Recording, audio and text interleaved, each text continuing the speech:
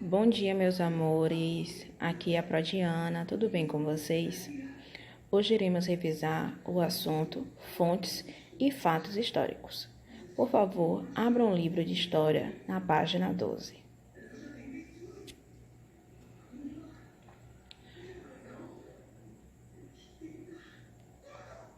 Vocês sabem o que são fontes históricas?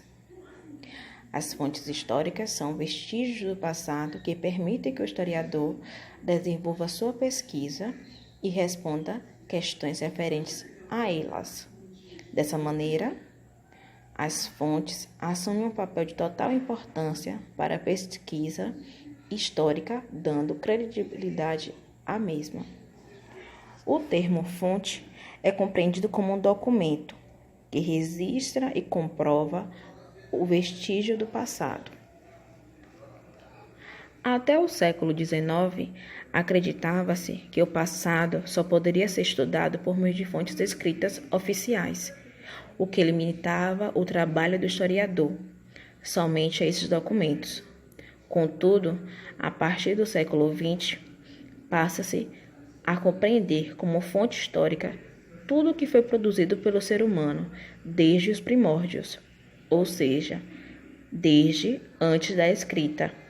Com isso, fontes de natureza oral e material passam a ser consideradas tão importantes quanto documentos escritos para se compreender o passado. Esse movimento na pesquisa histórica permitiu que surgissem novas discussões, ao mesmo tempo em que contribuiu para o crescimento da produção histórica. Por isso, o século XX foi marcado por um salto considerável em publicações de temas históricos. Tipos de fontes históricas. Temos as fontes históricas escritas, que são elas. As fontes históricas escritas consistem em documentos que possuem frases e textos, né? Aqui temos jornal e uma carta.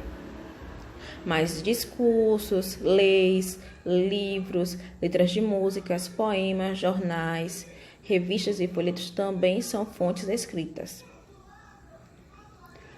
Fontes históricas materiais.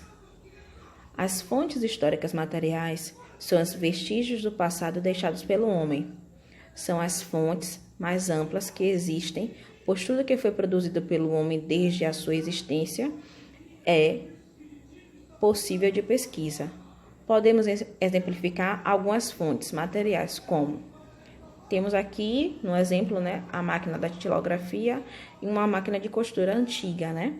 Mas também podemos dizer que esculturas, pinturas rupestres, vestuários, cerâmicas, pedras lascadas e polidas, monumentos, fóssil, também são fontes históricas materiais. As fontes históricas orais. As fontes históricas orais são fontes que envolvem a fala em sociedades que a escrita não é denominada por todos os seus membros, como algumas comunidades indígenas, por exemplo.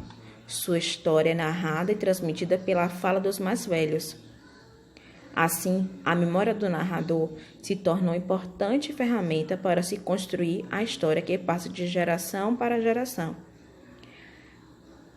As fontes históricas orais permitem perceber como o grupo envolvido no fato passado vivenciou e percebeu o desenrolar dos acontecimentos. Alguns exemplos de fontes orais, né? Temos aqui o gravador, que é uma fonte histórica oral, no caso, né, mais atual, mas podemos dizer que lendas, mitos, relatos, documentários, entrevistas, né, também são considerados fontes históricas orais.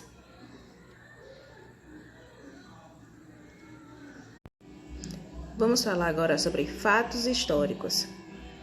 Fatos históricos são todos os acontecimentos que ocorreram ao longo do tempo. Esses fatos, em geral, têm importância para um determinado grupo de pessoas em um determinado período de tempo. Como exemplo, Podemos citar as comemorações familiares, os nascimentos, casamentos, formaturas e outros. Temos aqui um jogo de futebol. É um acontecimento de curta duração. Não é algo que, no caso, marca uma sociedade inteira, mas algumas pessoas sim. Por exemplo, os torcedores, as pessoas, né, que gostam muito de futebol. Então, é um momento de curta duração, mas que marca um determinado tipo de pessoa. A moda dos anos 80. O que foi a moda dos anos 80, Pro?